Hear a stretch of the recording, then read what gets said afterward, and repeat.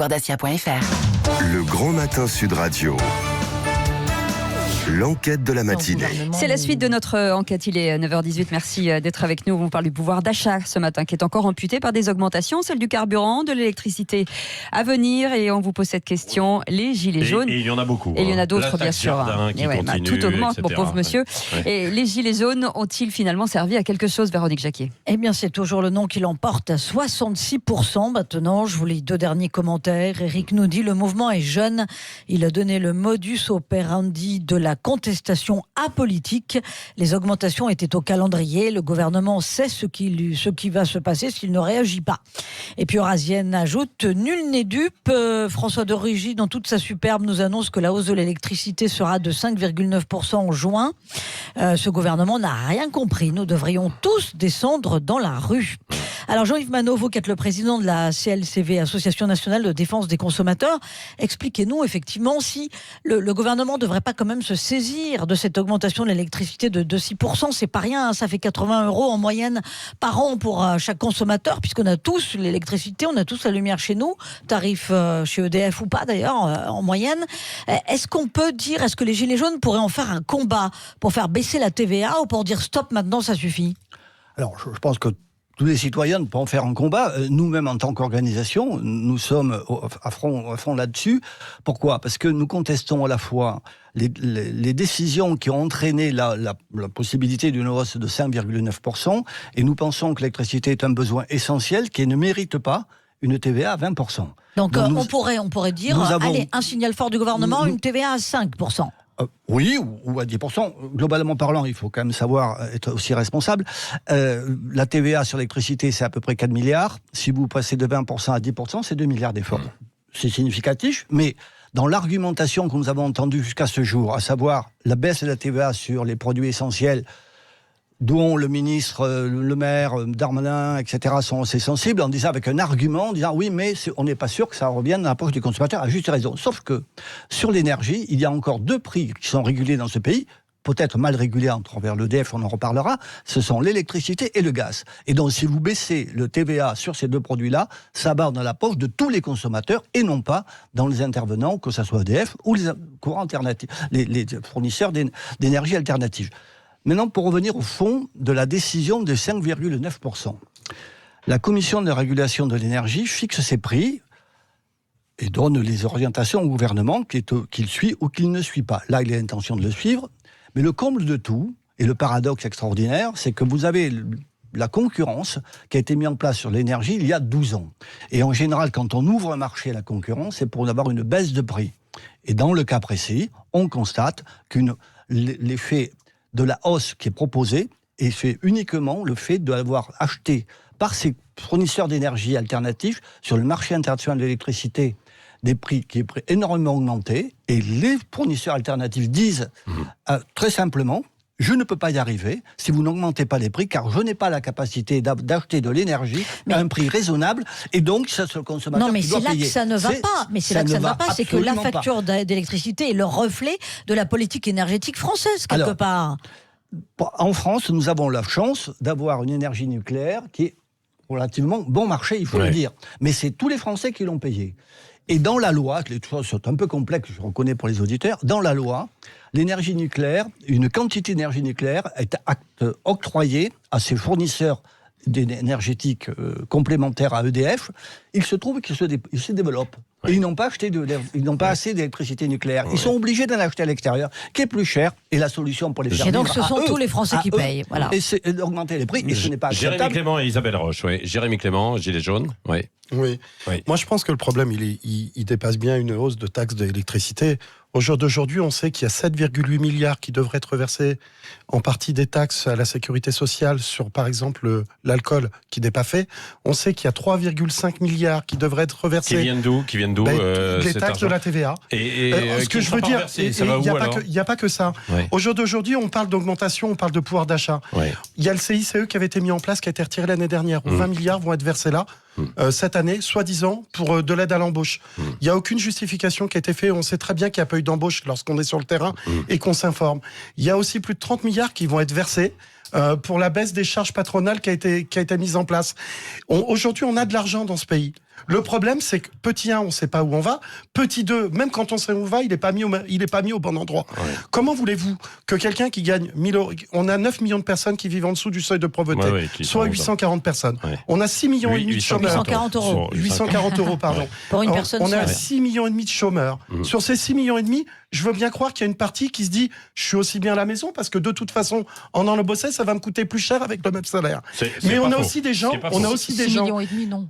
Non, mais pas sur les 6 millions et demi. Non, mais c'est pas 6 millions et demi de chômeurs. Non, mais même si c'est 4 millions, peu importe. On parle quand même en millions. C'est pas 4 millions non plus. Non, mais je vais finir. Alors, Isabelle Roche, si on va en fait dans le détail des chiffres, on y arrive. Parce que, non, mais il y a les chômeurs et puis ensuite il y a les temps partiels, etc. Mais là où je voulais finir, c'est que vous avez des gens qui sortent des études aujourd'hui, d'accord, qui ont fait un crédit.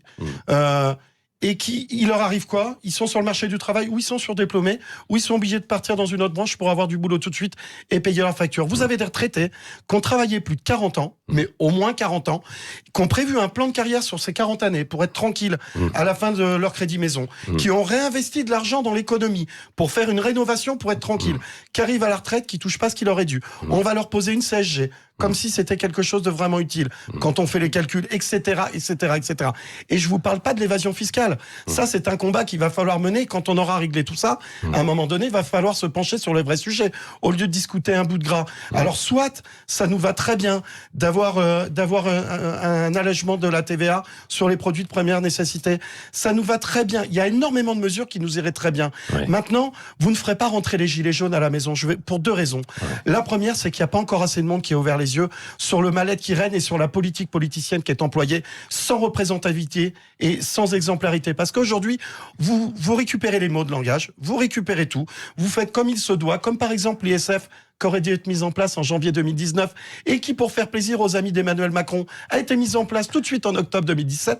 Et c'est tout comme ça. Et aujourd'hui, les Gilets jaunes, c'est les révélateurs d'une prise de conscience qui fait que, quoi qu'il se passe, vous pourrez nous donner des mesures, vous pourrez les donner à tous les citoyens. Nous, on va faire en sorte d'être les garants que ça ne soit pas des mesures qui nous soient données pour être enlevées à d'autres et qui créent de la division dans ce pays, petit 1. Et petit 2, on a aussi de la chance que dans notre pays, on a énormément de citoyens qui ont une conscience professionnelle. Parce que je peux vous assurer que c'est pas quelques centaines de milliers de gilets jaunes que vous auriez, ça serait des millions. Et là, ça poserait problème au gouvernement. Isabelle Roche, députée de La République En Marche. Bon, là, il y a beaucoup de choses dans ce qui a été dit par Jérémy. Hein. Et énormément de choses qui ont été dites. Moi, ce que j'entends, c'est que une des premières choses que j'entends, c'est de vouloir être les garants des mesures qui vont être prises. Bon, ça, tout à fait d'accord par rapport à ça. Mais maintenant, les garants comment? Ça, c'est Assemblée encore citoyenne, notamment. À déterminer. Nous avons les conclusions du grand débat qui vont arriver, qui vont justement faire des propositions, après avoir qui ça satisfera ou pas. Mais quand même, ce qui est très important, c'est que il y a déjà quand même des mesures qui ont en effet augmenté le pouvoir d'achat. Oui, il y a effectivement des hausses qui sont dues, et M. Manot l'a très bien rappelé, à différentes mesures qui étaient prises bien avant. Mais ça, ce constat, on l'avait fait. C'est aussi pour ça, et je le répète, que nous avions pris des mesures dès le départ pour faire en sorte... Non, mais on peut pas... Attendez, on a l'impression que vous êtes passif par rapport à ce qui a été fait avant. Est-ce que là, on peut pas dire... Non, on n'est pas passif. Attendez, est-ce que là, on peut pas dire... Je termine. Est-ce que le gouvernement, ne peut pas entendre la CNCV et dire OK, ça s'entend, vous avez laissé TVA à 10% vous avez laissé M. Manot s'exprimer, vous avez laissé M. Clémence s'exprimer. Bon, est-ce que vous pouvez aussi laisser m'exprimer et dérouler, dire ce que... Allez-y, parce qu'on va marquer une pause dans un instant. Parce que donc nous, on n'est pas passifs. Il faut savoir qu'au mois de décembre, on a annoncé des mesures fortes avec qui étaient tout de suite applicables. La hausse de la prime d'activité, c'était tout de suite applicable, qui a fait que le SMIC a augmenté. Il faut savoir qu'en moyenne, c'est un SMIC en plus par an pour les salariés. Donc ça, c'est quand même des mesures concrètes. Il faut savoir que la défiscalisation des heures supplémentaires, la volonté aussi, le fait que les employeurs puissent donner des primes, tout ça, on l'a fait. Donc moi, je veux bien dire qu'on soit passif, mais quand on est à ce niveau de mesure, c'est plus de la passivité, c'est quand même de la... on a été actif. Oui, on va réagir dans un instant avec Jérémy Clément, Jean-Yves Manot. Il y a aussi quelqu'un qui est avec nous, des auditeurs. Il y a Mathieu. Il y a Mathieu qui nous appelle de Paris. Vous êtes avec nous, Mathieu ? Oui. Ne bougez pas. Vous avez la parole. Ne bougez pas. Restez avec nous, 9h27, on revient dans un instant. 0826 300 300, c'est le Grand Matin Sud Radio. Le Grand Matin Sud Radio. L'enquête de la matinée. C'est la troisième partie de ce grand matin. Toujours notre enquête ce matin à 9h30. C'est la fin du gel, du prix des carburants, de l'électricité. On passe à la vitesse supérieure ce matin. On parle pouvoir d'achat et on vous pose cette question. Est-ce que les gilets jaunes ont servi à quelque chose justement ? Eh bien, c'est non du côté des auditeurs de Sud Radio. Non à 66%. Rosine nous dit non. Ils n'ont servi à rien, sinon à foutre une sacrée claque à l'économie française et aux gens et à provoquer des cessations d'activité dramatiques. 73 000 personnes au chômage partiel, par exemple. Merci les gilets jaunes. Et puis Aficionado nous dit, ce n'est pas en détruisant de l'emploi, du pouvoir d'achat ou bien des biens privés que l'on sert à quelque chose. Voilà. Et on a quand même aussi des auditeurs qui sont sévères avec les gilets jaunes. Hein. Oui. Et on part au standard 0826 300 300 avec Mathieu. Bonjour Mathieu, merci d'être avec nous. Oui, bonjour à tous, merci. Je vais vous expliquer pourquoi moi aussi je dis non à la question de ce matin. Les gilets jaunes n'auront servi à rien. Faute à eux-mêmes d'ailleurs, faute à eux de ne pas avoir été capables de s'organiser, de parler d'une seule voix, de former de ce mouvement vraiment protéiforme un groupe uni et solide. On a vu ce que ça a donné quand il y avait des gens qui voulaient prendre et devenir porte-parole, les menaces, les chantages, les insultes. Donc à eux de faire leur mise à jour et leur mise en cause. Moi j'ai une petite agence de tourisme à Paris et les gilets jaunes pour moi n'ont servi qu'à diffuser à l'international une image très négative du pays, parce que j'ai jamais subi, même aux pires périodes des attentats parisiens et ailleurs, une baisse de mon activité. J'ai une toute petite agence avec 5 employés. Je ne sais pas si je vais pouvoir garder mes 5 employés aujourd'hui. Donc pour moi, la situation est très grave. Et une dernière chose que je veux dire, si vous me permettez, Patrick Roger, c'est que les gilets jaunes aussi doivent faire leur aggiornamento. Je veux dire par là que les black blocs au bon dos. Il existe toute une frange de gilets jaunes qui ont participé activement, qui sont casseurs. Parce que qui a cassé, a détruit la préfecture dans le Puy-en-Velay ? Qui a détruit 70% des radars en France ? Qui a défoncé le ministère de Benjamin Griveaux ? C'est des black blocs ou des gilets jaunes ? Ce sont bien des gilets jaunes. Mathieu, il y a un peu des deux, parce que en ce qui concerne Benjamin Griveaux, c'était des gens de la CGT qui étaient en fait dans le quartier. C'était pas forcément des gilets jaunes en tant que tels, quoi. Mais bon, c'était pas des black blocs non plus. Non, mais c'est vrai. C'était des gilets jaunes qui sont maintenant CGT ou inversement. Non mais c'est vrai. Il y a eu forcément, Mathieu, il y a des excès quand il y a des dérives, quand il y a plusieurs mois effectivement comme ça. Malheureusement, évidemment, c'est à déplorer. Et évidemment, dans les rangs aussi des gilets jaunes. Vous avez raison, Mathieu. Et c'est vrai. Jérémy, d'un mot quand même, répondez à Mathieu qui dit mais moi j'ai une petite agence de tourisme. Et c'est vrai que l'image n'est pas très bonne de la France. Non, je vais répondre et je comprends très bien ce monsieur. Moi-même, les 2 derniers samedis, je n'ai pas manifesté en soutien aux commerçants et aux citoyens qui nous soutiennent ou pas pour leur montrer que c'était loin d'être l'image qu'on voulait montrer. Je vais reprendre les manifestations déclarées à partir de samedi en soutien à tous les jaunes qui font que tout a été mis sur la table et que peu importe le temps que ça prendra, un jour il y aura du ménage à faire. Maintenant, pour répondre à ce monsieur, je veux lui rappeler qu'en 1960... Mathieu, on s'appelle par le prénom. Mathieu, pour répondre à Mathieu, je tiens juste à signaler qu'en 68, ça a duré plus de 3 mois, qu'il y avait des violences qui étaient bien plus graves. Non, ça n'a pas duré 3 mois. Ça a duré 3 mois, 1 mois et demi. Même 1 mois et demi. 31 juin, c'était terminé. Même si ça a duré 1 mois et demi, il y a eu beaucoup plus de violences que ça. Ils ont été accusés donc d'anarchistes, etc. En attendant, c'est ceux qui ont validé les premiers éléments et les premiers acquis sociaux qu'aujourd'hui on remercie. On a eu les mineurs qui, quand ils sont montés à Paris, ils sont montés à la masse. C'est pas le sujet maintenant. On vous demande de voir plus loin. On vous demande d'être capable d'être force de proposition. C'est ce qu'on est en train de faire maintenant. 5 mois, vous ne pouvez pas nous demander de répondre à tout. C'est pas possible. Jean-Yves Manot.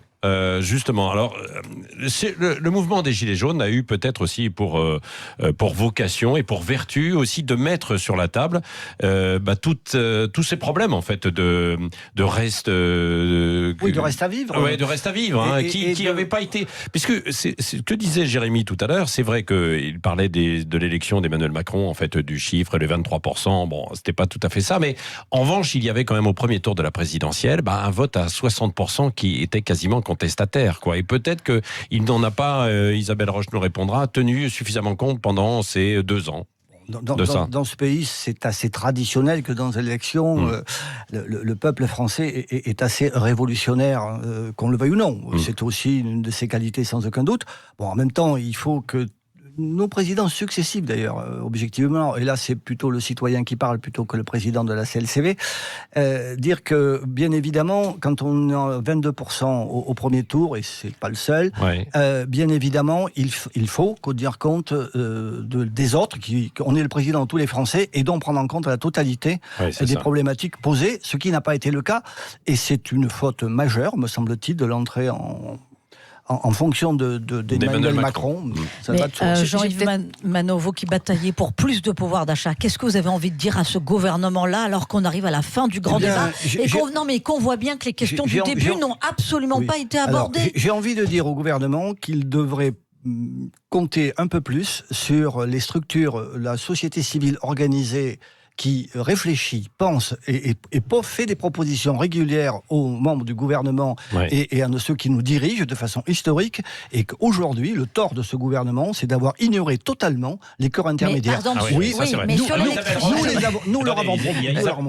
Il y a Isabelle Roche. Alors, vous n'êtes pas au gouvernement, mais vous êtes je suis dans la majorité. Beaucoup de choses viennent d'être dites. Alors, Emmanuel Macron a bien tenu compte du mouvement contestataire au moment du premier tour.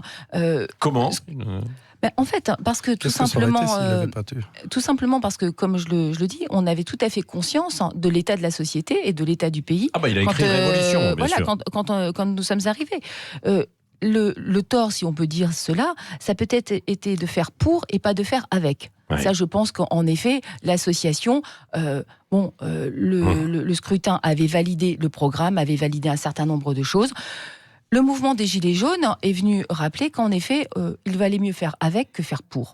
Pour, c'était important, c'est très bien, mais construire, la co-construction, c'est très important. D'où le grand débat. Qui s'appuie sur les citoyens, qui s'appuie sur les corps intermédiaires. Ça a été parfaitement et ça a été très bien entendu. Maintenant, mais qu'est-ce qui peut sortir de concret du grand débat ? Nous sommes encore dans le grand débat. Les conclusions vont arriver. L'Assemblée nationale est en train de débattre depuis hier et encore aujourd'hui. Nous sommes on fait le débat sur le débat. Là. Voilà, on fait le débat sur le débat. Donc je pense que c'est important aussi de laisser ce temps-là. Parce que c'est vrai qu'il faut aller vite pour certaines choses, mais il faut aussi se laisser le temps de construire ensemble la société que nous voulons pour demain. Parce que autrement, à nouveau, le reproche va être fait de dire vous avez été trop vite, vous avez fait pour, vous ne nous avez pas écoutés. Donc, il faut aussi nous laisser ensemble le temps du débattre pour construire les meilleures propositions. Allez. Et avec une réaction de Mathieu qui nous appelle de Paris. Bonjour Mathieu. Patrick, pardon. de Tarbes. De Tarbes. Ah oui. Patrick de Tarbes. Oui, bonjour Patrick. Voilà, je pense que vous êtes à côté du débat, tous, quand vous êtes là. Je suis gilet jaune, moi, déjà. Depuis que on a un gilet jaune, Patrick. Oui, je l'ai entendu, très bien. Par contre, ce que je voulais dire, vous avez oublié, quand M. Macron est arrivé au gouvernement, qu'est-ce qu'il a fait depuis, pourquoi ça a tourné mal. Bon, ça a venu aussi d'un peu avant, mais il n'y a eu que des augmentations depuis. Et ce président, même avec le débat, il a fait un débat pour justement que tout le monde dise un peu n'importe quoi, il a défoulé les gens, c'est très bien. Bon, mais par contre, la fin du débat, moi je vous le dis, ce qui va se passer, c'est que si ce monsieur passe, son gouvernement passe aux européennes, vous allez voir les augmentations qu'il va y avoir. Ça y est, d'ailleurs, vous avez tous oublié l'augmentation de l'essence, qui ne devait pas être augmentée. Ce que vous voulez dire, Patrick, c'est que vous avez l'impression que Emmanuel Macron ne va pas tenir compte suffisamment de toutes les revendications qui ont été mises sur la table, et que si il arrive en tête aux européennes, finalement il va se dire bon allez, j'ai de nouveau le soutien en fait des Français, quoi. Parce qu'il va arriver en tête probablement aux européennes. Tous les sondages le donnent, et c'est pas fini. Ben si, de toute façon, s'il passe comme je dis, le problème, et après le plus gros problème qui est important, et je vous ai envoyé un courrier, justement pour vous dire, mais le plus important, c'est le problème de la dette de la France, qui nous coûte, ça, c'est vrai. Ce que j'ai entendu hier, 110 millions par jour. Mais pourquoi on ne fait pas je prends un exemple qui est simple, et qui est très important pour moi. Moi, l'année dernière, moi aussi, je suis retraité, j'ai des petits revenus, et c'est pas grâce à ma retraite que je vis. Si j'avais pas fait un peu des biens immobiliers à côté, je serais dans la merde. Je vivrais avec 600 € par mois après mon loyer. Et encore, on a des petits loyers à Tarbes, suivant où on va. Mais pourquoi on ne fait pas le même système que moi j'ai fait l'année dernière? Je prends l'exemple Simple, vite fait. J'ai cassé ma voiture. Il me fallait 300 €. Je les avais pas. J'aurais pu faire un crédit comme l'État fait. Et parce que on est en dette depuis 1971. Je vous l'ai envoyé. Et donc, et nous on emprunte. En plus, à la base de Rothschild qui nous coûte la. Et donc comment vous faites alors? Alors donc moi ce que j'ai fait, j'avais une bague en or, je l'ai vendue 400 €. Ah oui.